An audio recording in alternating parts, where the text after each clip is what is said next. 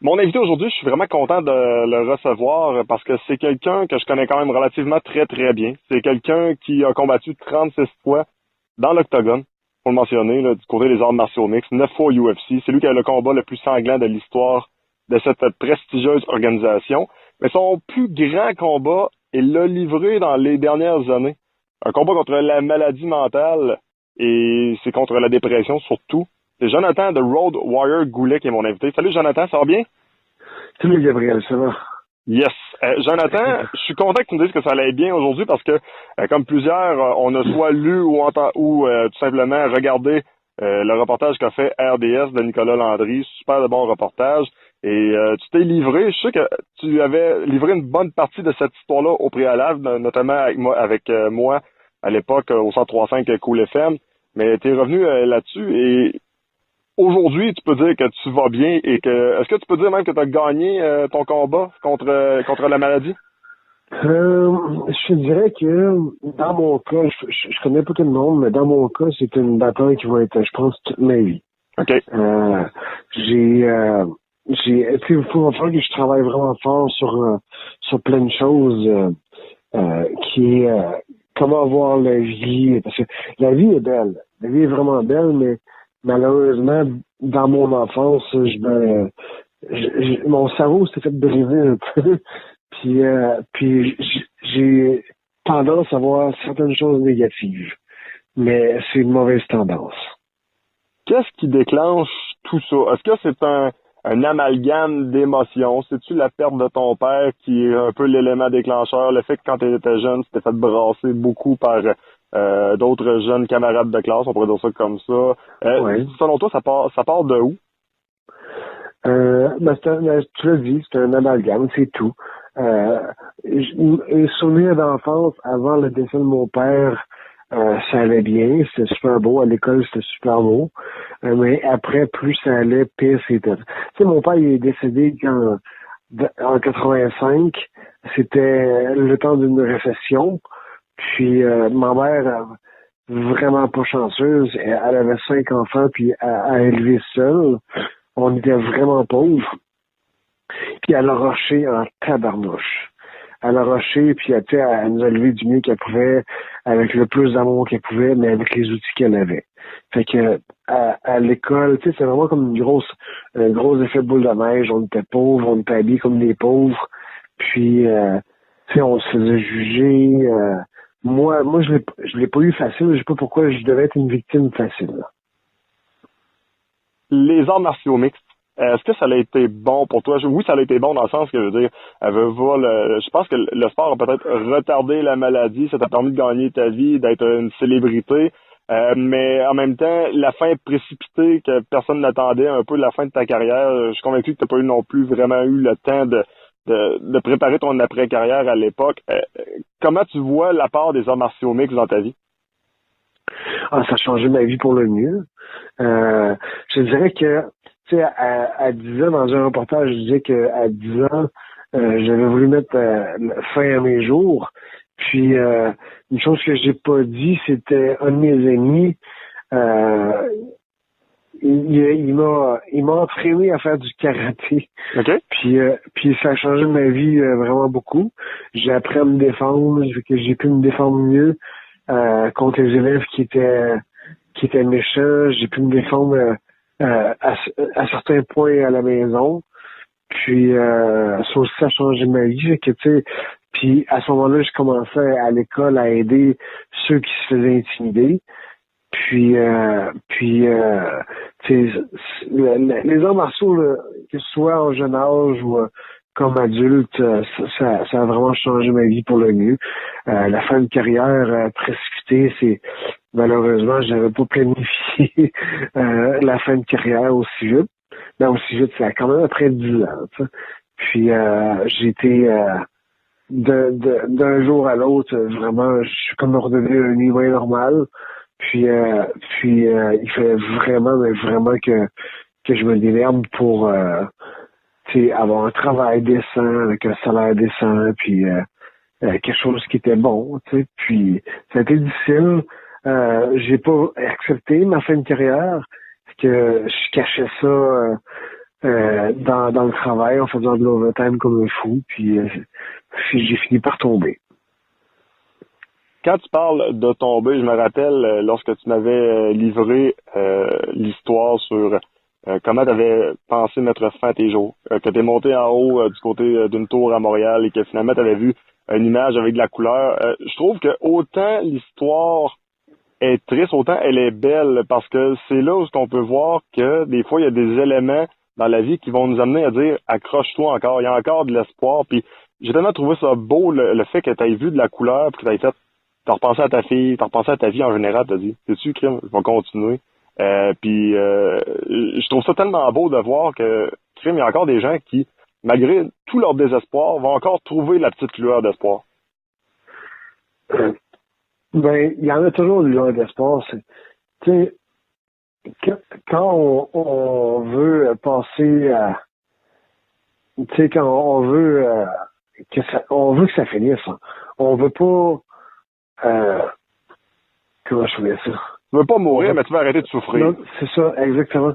Puis, ce qui me fait chier, tu sais, j'ai eu des messages haineux, là, pour vrai. Ah, voilà. J'ai eu des beaux messages. Je pense que j'ai eu une centaine après mon apparition à RDS. J'ai eu des super de beaux messages, des gens qui m'ont trouvé inspirant puis qui ont décidé de consulter grâce à moi. Mais j'ai eu deux messages haineux et je nommerai pas les personnes, mais c'est pas des gens qui méritent beaucoup d'attention, selon moi. Non plus. Puis ils ont pas compris le message. Eux, ils pensent que tout ce que je voulais, c'est attirer l'attention sur moi. Tu sais. Puis au contraire, c'est pas ce que je voulais faire. C'est ce que je veux, c'est aider les gens parce que tu sais, la dépression, ça existe. Les suicides dans notre province, il y en a tabarnouche. Tu sais, comparativement partout ailleurs au Canada. Dans le Nord, c'est pire. Puis ça existe. Puis tu le dis, il y a la petite lueur d'espoir. Il y en a une. Il y a de quoi, tu sais, si vous n'êtes pas bien d'une place, si vous n'êtes pas bien dans votre famille, si vous n'êtes pas bien dans votre village, changez de village, changez de place. Il y a moyen de faire quelque chose. Hein. Tu sais, c'est pas moi qui l'ai inventé, cette phrase-là, mais il y a des... tu sais, t'es pas un arbre. T'es pas enraciné quelque part. Là. Exact. Bouge, faites quoi, puis justement bouger, que ce soit avec les arts martiaux, avec n'importe quelle autre activité physique, fais-le. T'as pas le goût, là, il fait noir dans ta vie, ouvre les rideaux, laisse entrer la lumière, là. Puis bouge, va dehors, il fait fret, ben habille-toi, il va jouer dehors. Parlant de lueur d'espoir, moi je pense que probablement la plus belle couleur que tu peux avoir dans ta vie, c'est ta fille. Tu me l'as déjà dit, c'est la plus belle réalisation de ma vie, c'est la chose la plus grandiose. J'ai beau m'avoir battu au UFC devant 75 000 personnes, avoir gagné des chèques qui sont quand même relativement intéressants. Je pense que ta fille, là, t'as une belle relation avec elle. Parle-nous donc un peu justement de comment ta fille, c'est important de l'avoir dans ta vie, puis comment elle voit son père, selon toi? Faudrait que je pose des questions. Non, mais tu sais, on s'aime énormément, moi et ma fille, c'est sûr. On a une maudite belle relation. On s'entraîne à toutes les semaines ensemble. On fait du kickboxing, des fois du jiu-jitsu. Puis on a une belle relation. J'ai vu ça passer encore une fois sur Facebook. On s'est donné à cette heure on a un jeu. Puis le jeu, c'est à toutes les semaines on se rencontre. Puis on faisait une chose positive qui nous est arrivée dans la semaine. Okay. Ça peut être autant aussi banal que de voir des oiseaux chanter qu'une bonne nouvelle que tu as eue, mettons, par téléphone ou au courriel. C'est une chose positive, puis juste pour nous aider à voir il y a plus de choses positives qu'il y a dans notre vie. Puis on a une maudite belle relation. Comment qu'elle me voit, je sais pas. Je dois être un très bon exemple. Je dois être un genre de super-héros parce qu'on est deux fans de Marvel. Je sais pas. Mais c'est quelque chose de beau, c'est sûr. Il y a quelque chose que j'ai appris dans l'article de RDS, puis en même temps, j'ai pas été nécessairement surpris de la réponse. Ton idole, c'est Patch Adams. J'ai pas été surpris parce que t'es quelqu'un qui est toujours de bonne humeur, puis tu sais, souvent, c'est quelque chose qu'on comprend pas de quelqu'un qui est en dépression. On dit, voyons, il est en dépression, c'est pas normal, il est tout le temps de bonne humeur, il est toujours enjoué, il embarque dans tous les projets. Moi, il est embarqué dans tous mes projets. J'étais quasiment surpris à chaque fois. J'étais, voyons, il dit oui, puis ça lui fait plaisir, le gros sourire, puis j'étais vraiment content de ça. Mais pour toi, Patch Adams, ça continue d'être une inspiration, mais est-ce que tu penses que des fois, justement, de faire rire les autres, ça peut être un jeu dangereux parce que justement, tu te caches derrière ça?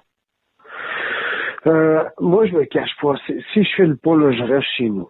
Okay. Je reste vraiment chez nous, puis ça me tente pas de voir personne. Faire rire les gens me fait du bien, me fait rire moi aussi.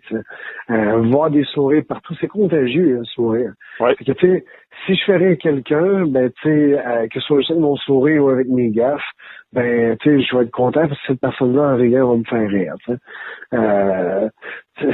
Ça se peut que je fasse des affaires bien plates, tu sais, des jokes de mon oncle, là. Ça se peut, je suis pas un humoriste. mais tu sais, quand je raconte mes histoires, tu sais, j'ai des histoires dramatiques dans ma vie, mais j'ai aussi des belles histoires, des belles aventures avec mes voyages, fait que, tu sais, j'essaie toujours d'aller chercher un petit peu d'humour dans ça, mes points de vue. Tu sais, j'ai fait le combat le plus sanglant de l'histoire de l'UFC, mais j'ai aussi malheureusement été victime du combat le plus rapide de l'histoire de l'UFC, tu sais. Mais dans cette histoire-là, j'ai réussi à faire rire les gens, parce que sérieusement, j'ai pas vu le coup de poing à Dwayne Bang Ledway arriver.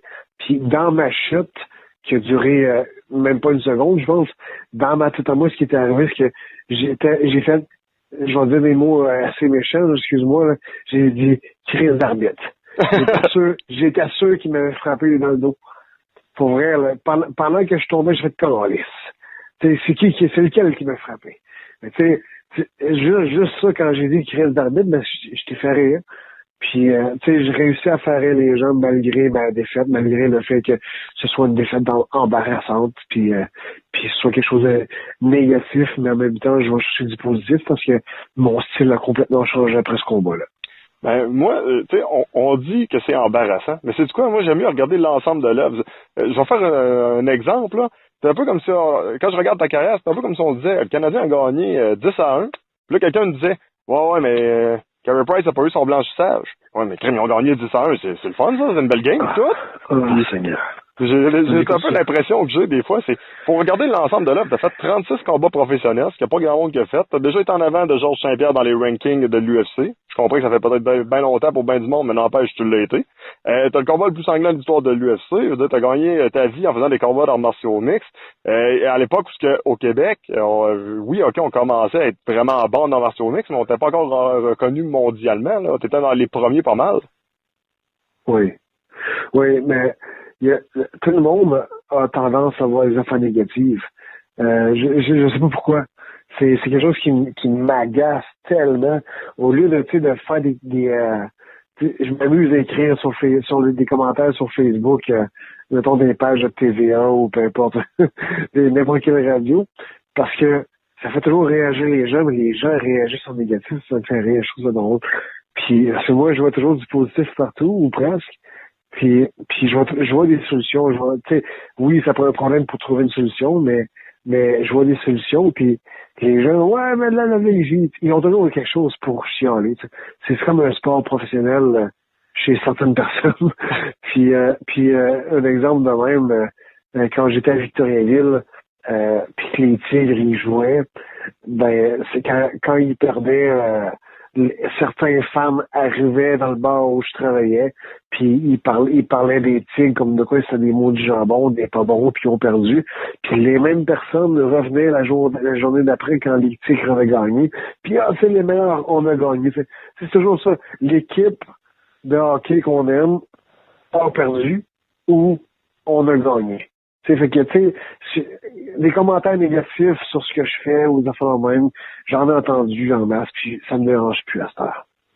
Moi, j'ai une belle fierté de Jonathan Goulet qui a décidé de reconnecter avec le sport. On va en parler dans quelques instants, mais juste avant, si c'était à refaire, c'est sûr qu'à l'époque, là, les montants n'étaient pas pareils, mais est-ce que tu aurais préparé ton après-carrière différemment?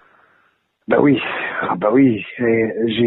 Moi, j'ai une copine qui faisait de la boxe, je veux pas la nommer, mais on la connaît tous. Elle faisait elle allait à l'école, mais en ligne. Pour ne pas nommer l'école encore, c'est l'université en ligne. Puis elle s'est préparée une maudite belle après-carrière, elle. Puis c'est entre deux combats, j'en avais-tu du temps à perdre. J'aurais tellement pu étudier, j'aurais tellement pu faire quelque chose, tu sais. Mais je l'ai pas fait. Tout ce que je faisais, c'était jouer à des jeux vidéo parce que j'aimais pas ma vie.